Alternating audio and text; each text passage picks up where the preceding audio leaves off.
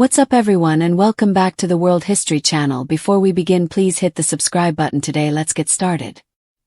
History's most bizarre duel was fought between a topless princess and a topless countess. The history of dueling is full of shocking moments, like the time the vice president shot and killed the Secretary of the Treasury.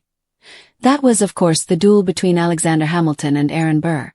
However, the topless duel between a countess and a princess was the most shocking. It was called the first emancipated duel because not only were both duelers women, their seconds and the doctor on hand to tend their wounds were also women. Even by the late 19th century, when the topless duel was fought, female sword duels were uncommon. In the 1892 duel, both women were Austrian noblewomen of the highest ranks. Princess Pauline von Metternich and Countess Anastasia Kielmansegg met with swords to settle a dispute over flower arrangements. And they fought topless for a very good reason. The noblewomen fought according to all the rules of the Code Duello, and both women agreed to abide by the outcome. After all, the duel was not just about flower arrangements, it was also part of the women's rights movement.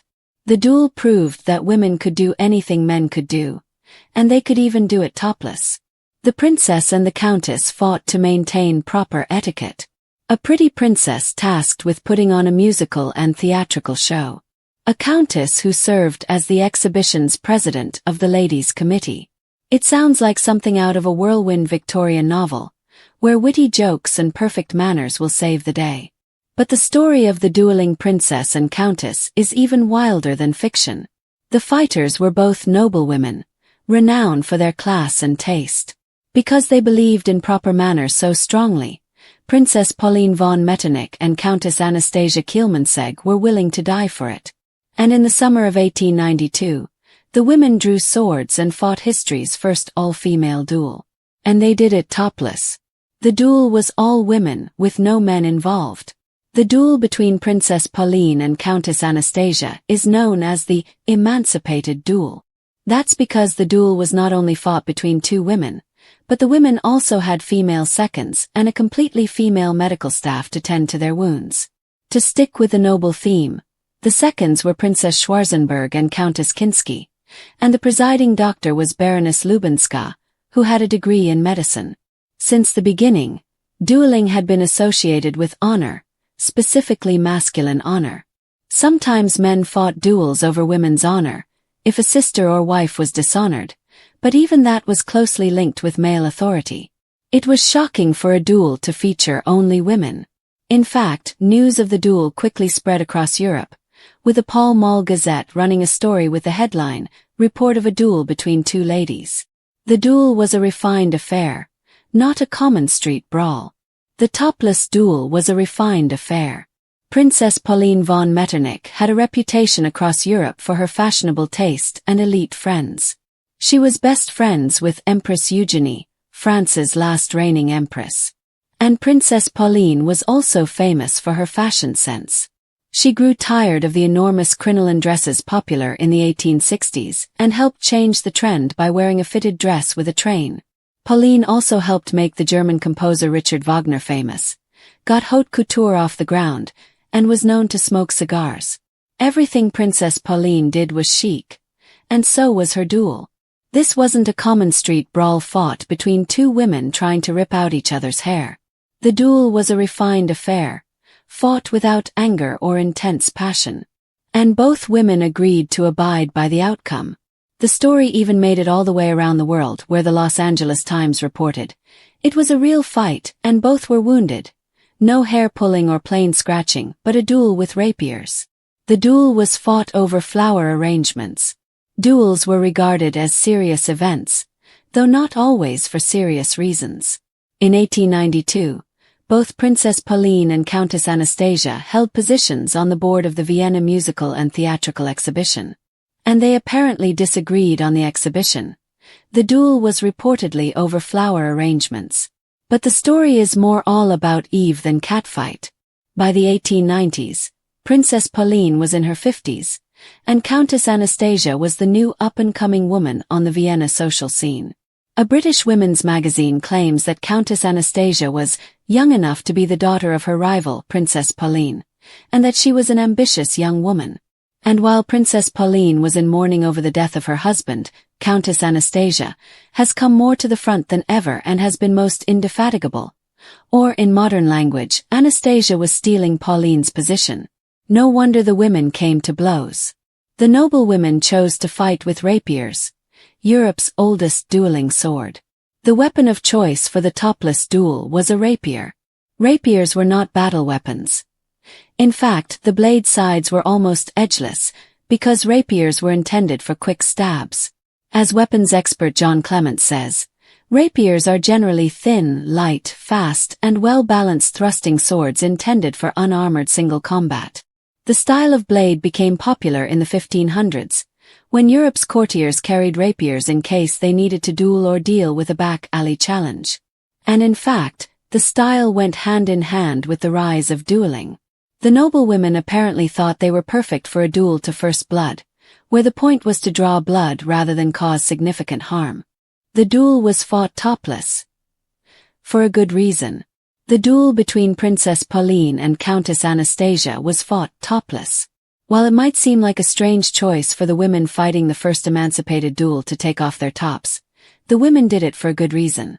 As they were preparing to duel, another noblewoman, Baroness Lubinska, suggested that the women remove their tops. The Baroness had a medical degree from a university in Poland, and she had first-hand experience with the dangers of infection. The princess and the countess did not intend to fight to the death.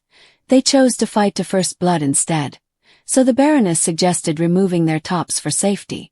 If the rapiers pushed a piece of dirty cloth into the wound, it could easily become infected, but if the blade only touched bare skin, the women would be safer. On the Baroness's orders, the princess and the countess ordered their male servants to leave and then stripped to the waist to fight. 3 rounds were fought before the princess took first blood. The princess and the countess met with rapiers to settle their dispute. As their female seconds and Baroness Lubinska watched, the topless women fought each other, swords flying, to a draw in the first round. The second round was the same. Neither woman could draw blood, which would signal the end of the duel and crown a winner. But in the third round, both women struck a blow. Countess Anastasia managed to nick the princess's nose, while Princess Pauline drew blood on the countess's arm. The seconds examined the wounds and ruled that the princess was the victor. The seconds told the countess and the princess to embrace, kiss, and make friends, which accordingly they did after the duel.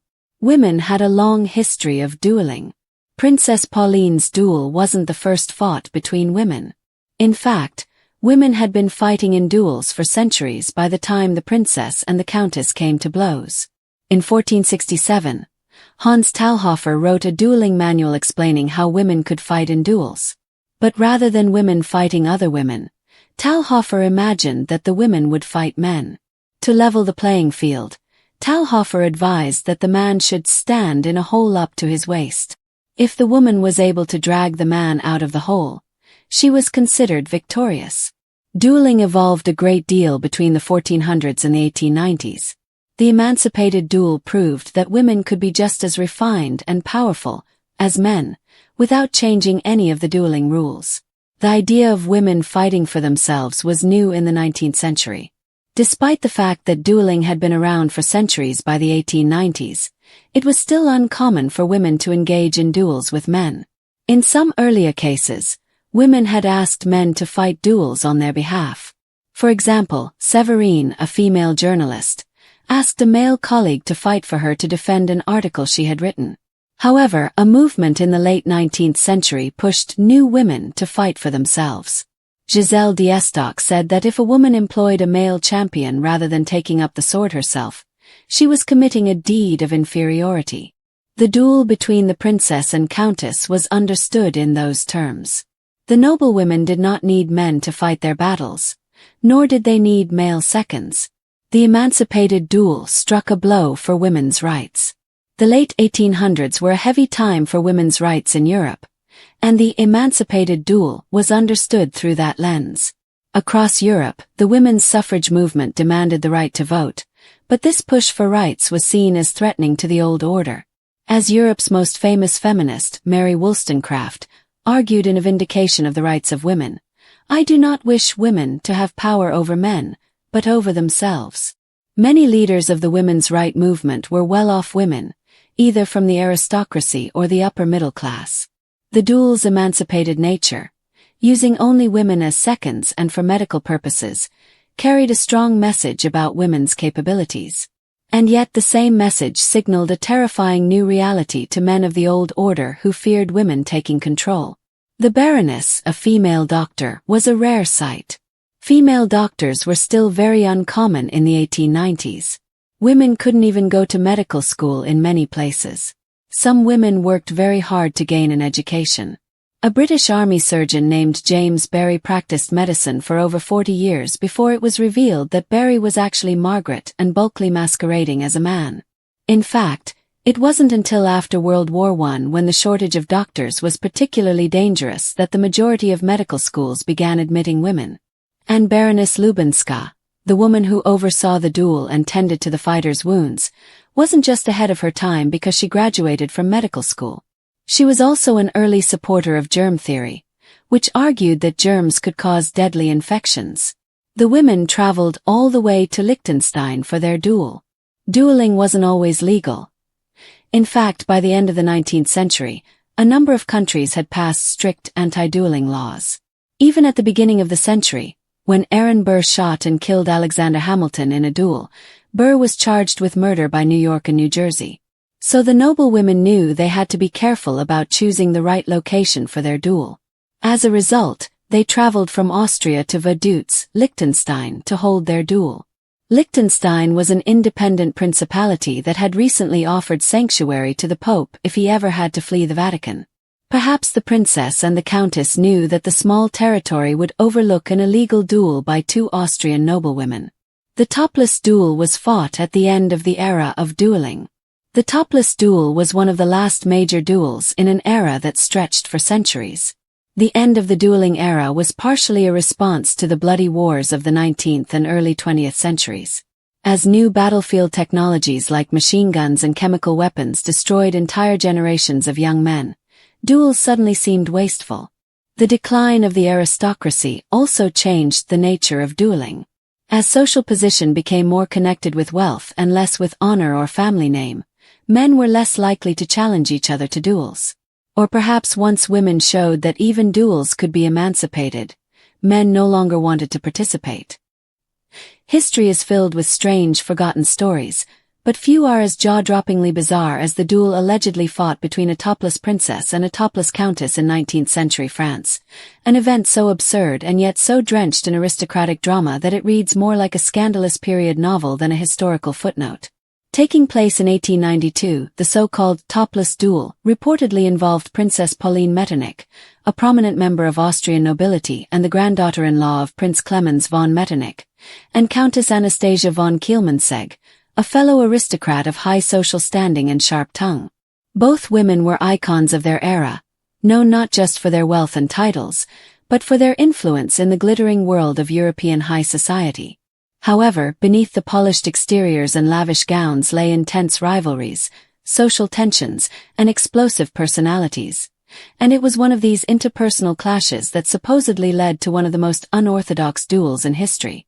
Depending on which version of the story you believe, sensational reports from the time stated that the dispute began with a disagreement regarding floral arrangements at a Viennese musical event or opera production. What began as a seemingly petty argument quickly escalated into an affair of honor, with both women too proud and too aristocratic to simply let it go. Following the tradition of dueling, typically reserved for noblemen defending their name or pride, Princess Pauline and the Countess decided to settle their quarrel not with words or court gossip, but with swords. A saber duel, no less, fought according to the strict customs of aristocratic combat. But what made this duel truly legendary was not just the gender of the participants or the ridiculous cause behind it, but the startling twist.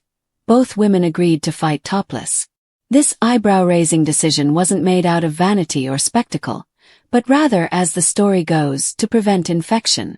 Medical science of the time believed that clothing fibers could drive fabric into wounds, increasing the risk of deadly infections.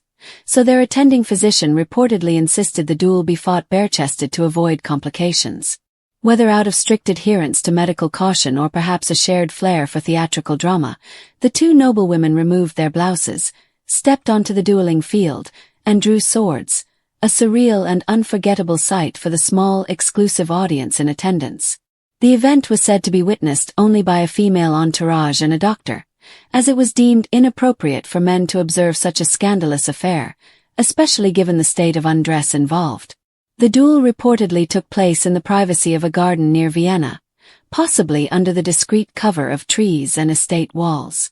As the two topless aristocrats fought with sabers in the dappled sunlight, the clash of pride and steel unfolded with both drama and elegance.